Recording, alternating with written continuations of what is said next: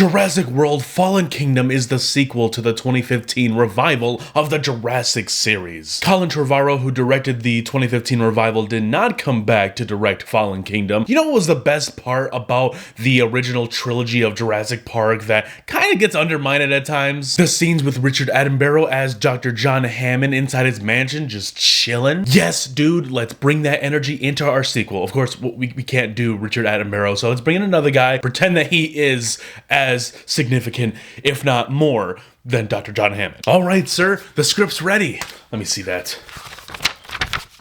This is horrible. Yeah, you wanted more mansion scenes with a rich old dude. Not for the second and the third act. Come on. We'll just cut up a trailer that shows the first 45 minutes of the film.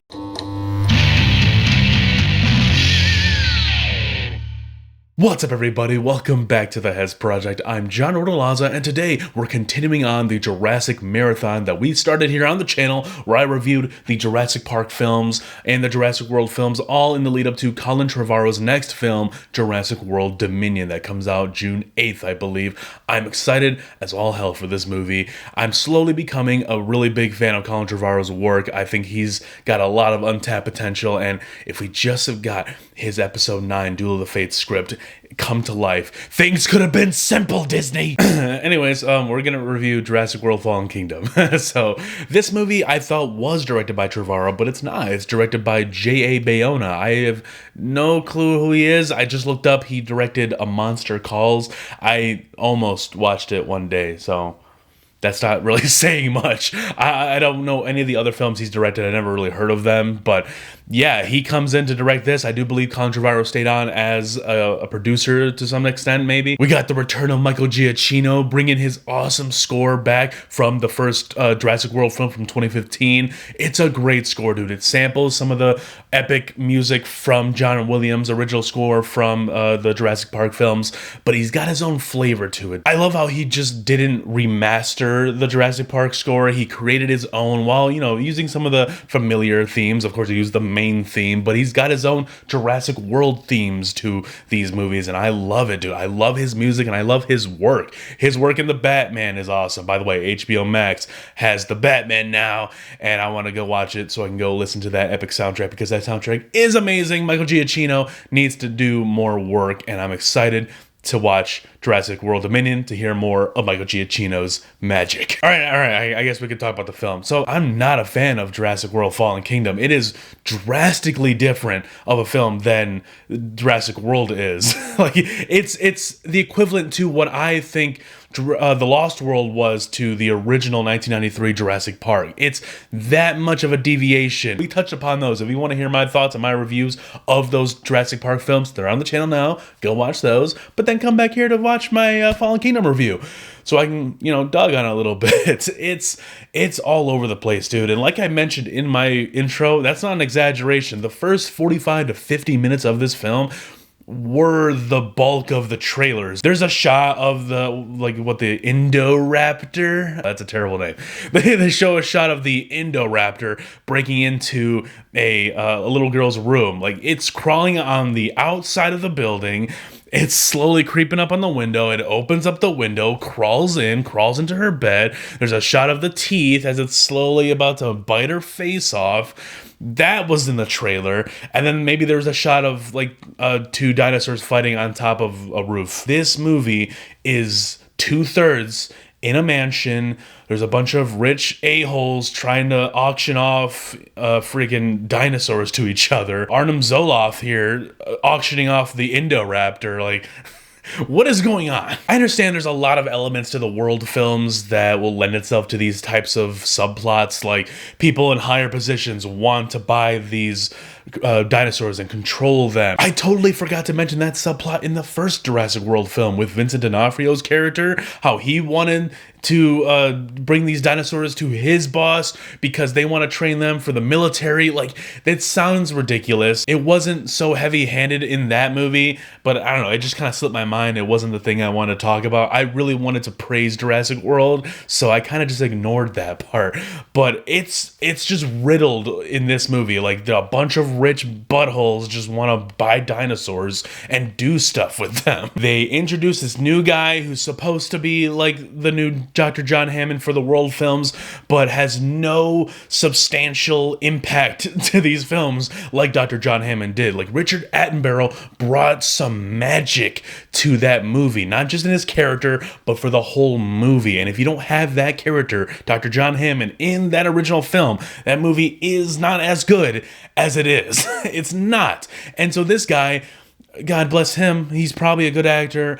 He doesn't bring anything to the table. He doesn't enhance this film. He doesn't really detract the film. He's just there. Then he's got a granddaughter in this film that is a clone of his actual granddaughter. I think there's human cloning in Jurassic World Fallen Kingdom. I don't like that they kind of just brought that aspect of the first film back, and it just felt kind of sloppily put together. Like, okay, the Indominus Rex is very silly, very stupid, but I bought into it. It's fine. Like, when they were in the confines of the park of the Jurassic World, and they have to create this attraction so that they can gain more people coming in, gain more revenue. That made sense. Going back to it real quick, I know I'm all over the place right now, but I don't really care. The first 15 minutes are very entertaining. As a matter of fact, the opening scene of this film is probably the best part of the film. It's a real good horror-esque scene that really brings you back to the dark and gritty scenes of the original Jurassic Park films. The CGI is perfection throughout the whole film. I'm not gonna lie. It's probably the best parts about the World films is the CGI, dude. Like, they don't sleep on that. They make sure that top notch, for real. I will give them that. I think the dinosaurs look incredible in these films. The whole volcano eruption on Isla Nublar, I think, that whole island exploding and that sequence of the dinosaurs rushing out, like, that was cool. But, you know, explosions, dinosaurs, that's really all the movie was telling you. It kind of just felt like the style outweighed the substance. Not like they were intentionally trying to do that, but that's where my brain went. I was just like, oh, wait, what is this about? What am I watching? You get the returning characters of Bryce Dallas Howard and Chris Pratt as Owen and Claire. No kids, though, like Claire's nephews. They're not in this film at all. And it felt just a little weird. I don't know, because they were just kind of ditched. They're not a part of this at all anymore. The new kid is this old dude's granddaughter's clone. But we do get a continuation of Owen and Claire's relationship. I loved their dynamic in the first film. I think it worked for what they were going for. This action horror type film, adventure, a little sprinkled all over there. And this movie does continue that, but it's, like I said, dude, that second and third act of this film really just bogs down the entire concept of the movie for me. It makes me not care about anything. I genuinely tuned out and was not invested in any of my characters, in any of the plots. I just wanted to see this clone granddaughter get her head ripped off by an Indoraptor. It's pretty miraculous, in my opinion, how this movie manages to pull off being more grounded than that first film. While that film took place in a theme park where we went from point A to point B to point C as tens of twenties of thousands of people evacuated this park, fleeing for their lives as dinosaurs tore that place down to the freaking ground. But this movie takes place 2/3 of its runtime in a mansion, and it feels more ridiculous and obscure than any of the park films and world films. I love Chris Pratt. I think he's a phenomenal actor. He's got some great comedic timing, especially in this film. He does not let up, but this movie does continue that aspect of Owen Grady that I did not like about his character in Jurassic World, how he just feels like this action movie guy, whereas Sam Neill's character of Alan Grant in the Jurassic Park films felt like a paleontologist. He felt like the person he was supposed to be, running for his life, not trying to step in front of the dinosaurs to save the day. I'm not discrediting the fact that Owen Grady was once part of the Navy and he trained the raptors, and we get a little bit more of that backstory in this film. I'm not discrediting that, but it all just feels like they're explaining the fact that they want this character to act this sort of way of being this action movie guy. Like, oh, we got to make him a badass, so he was in the Navy. And all the things that I loved about Bryce Dallas Howard's character are kind of thrown out the window in this movie. It kind of just feels like they do an Owen Grady on her, and now Claire is just kind of badass too. I mean, that's cool. cool, but it's one note in my opinion. These two characters feel generic at this point, and I hope to God that Colin Trevorrow can turn things around, make Owen and make Claire feel like humans, make them feel a little bit more relatable, not like these action movie guys. So then at the end of the movie, they defeat the rich assholes, and then the dinosaurs are all inside the basement of the mansion. They're all locked up, but then there's this gas that's released. I don't know how they managed. There's just so many convenient things that are set up in this scene. It's annoying. Like there's for some reason this gas, and it's slowly killing them off. They're choking to death from this horrible infectious gas. So what do they got to do? They either got to let them die or press the big red button and let them all out. Claire suddenly has this moral dilemma on, oh, should we release them? I don't know. But then Owen Grady over here is kind of the more reasonable type of guy. I'm like, dude,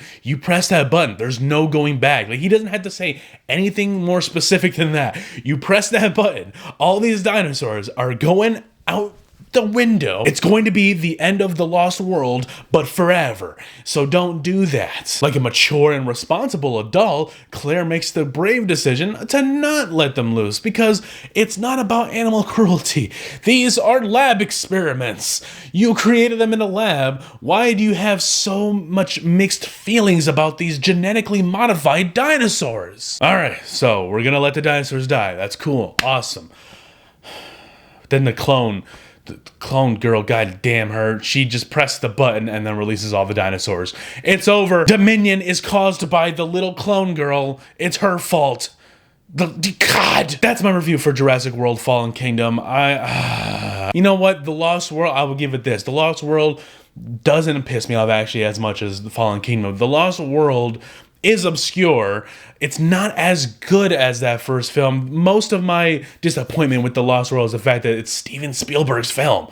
And somehow he dropped the ball on the sequel to his own film. Like, dude, just keep doing what you were doing for 2 more hours, right? Like, come on.